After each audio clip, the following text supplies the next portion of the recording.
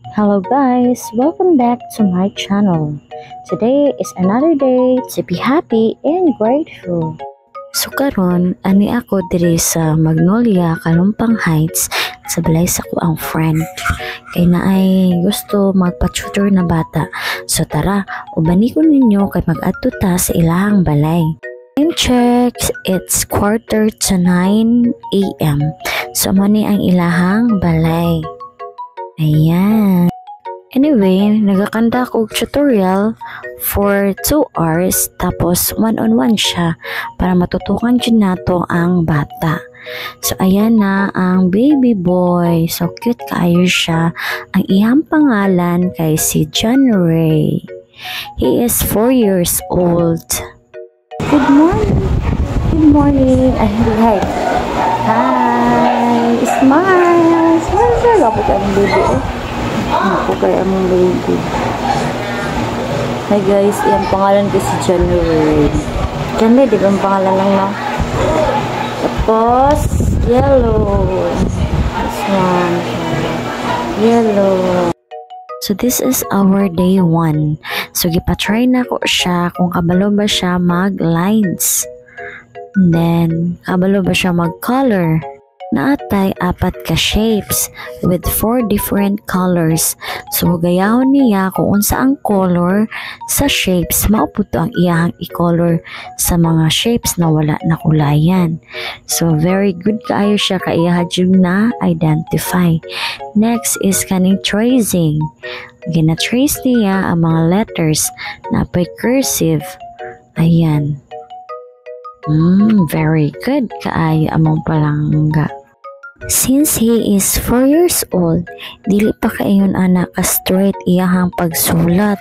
So, pag gina-trace niya ang letter, so, na-IG tendency na mahiwi. Ayan. Pero, ginaguide na ko siya para manindot iyahang pag-trace. Ayan. So, ginapa-explore po na ko sa iyaha. Ayan. Oh. So, ayan. So, next is nag-color me sa mga shapes. Actually, dili pa na ako mabalaan kung kaila ba siya sa color. Kay dili pa siya magtingog. He is very silent. Siguro kay naulaw siya kay first time pa namo nagkita or nagmeet. Pero pag makita niya ang color with the same shape nga nasa taas ng sample, makuha man niya ang color. Oh, diba? So very good kaayo siya. During sa among tutorial, ginapamangtanan ako siya kung ginakapoy ba siya, kung gusto niya mag-inom og tubig. Then, after sa among pag-color, pag-tracing, kay nag-proceed me sa identification of letter. So, ang lesson na mo karon is letter A.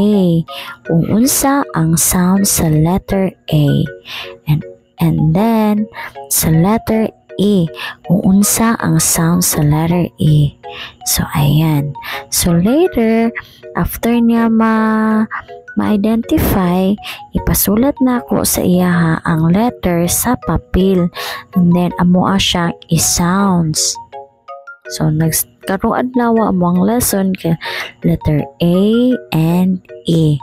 So, unahon na ko ang vowel sounds, pero duha sa karon kay dili man na makaya, diba? O easy o kalma lang jud. So ayan, happy kayo ning bataan ni. O diba? Very siya, cute, silent, puutan. Good morning everyone. So today we are learning about letter A. Ito ilang na. The sounds of letter A. Magtingog si palakla. 1, 2, 3. Sounds. A. Dili na mo tingog ako. 1, 2, 3. A. Pag pinduton ako ha, mo tingog ha. Ready, go. A.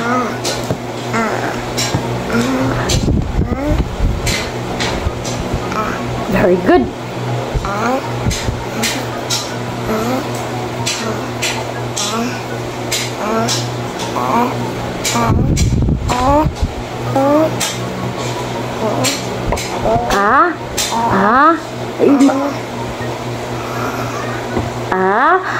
Shagit. Ah! Very good. Ara iyang gidrawing. Oh. Yung gisulat niya eh. Hi. Eh, dirty na. Ara iyang gisulat ng letter A. Dala. Hi. Ano lang oh. Wala ka mag-ana oh, love. Love mo na lang, love. Next. So we're learning also about the letter E. The E says E. Pag pinduton na teacher, mutingog. Mag-sounds. Ready, go. E. E. E. E. E. E.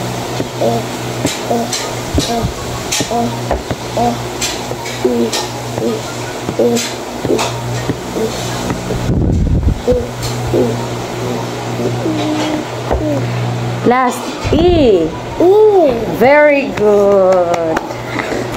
Si January. Sana dali na lang.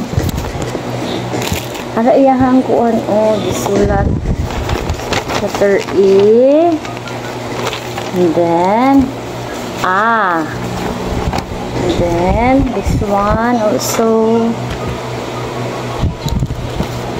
This.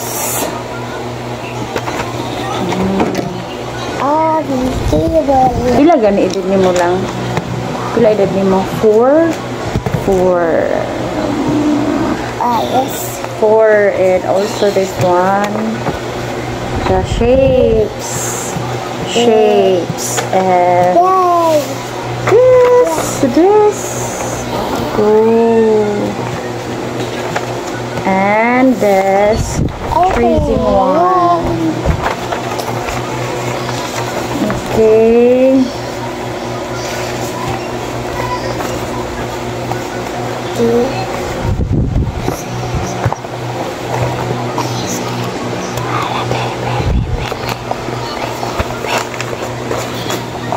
Say bye-bye. Bye-bye guys. Thank you for watching. This is our day 1. Day 1. Among letter is letter A and E.